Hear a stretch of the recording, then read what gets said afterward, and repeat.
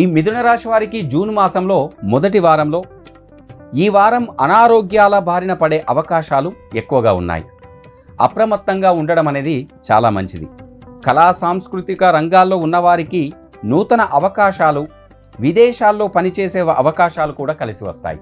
ముఖ్యంగా ఈ మిథున రాశి వారికి జూన్ మాసం మొదటి వారంలో అనారోగ్య సమస్యలు ఎక్కువగా వస్తూ ఉంటాయి. కాబట్టి వీలైనంత త్వరగా మీకు అనారోగ్యం పాలవుతున్నట్టు మనకు అనిపిస్తున్న వెంటనే ఆలస్యం చేయకుండా ఆసుపత్రికి వెళ్ళి అక్కడ చికిత్స చేయించుకోవడం అనేది చాలా ముఖ్యం.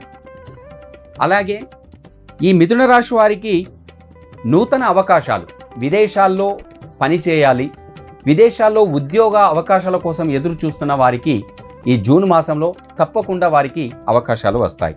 ఏమైనా సమస్యలు ఉన్నట్టయితే వీరు చేసే పూజల్లో, వ్యాపార ప్రదేశాల్లో కప్పు సాంబ్రాణి దైవికం పొడితో ధూపాన్ని వేయడం మర్చిపోవద్దు.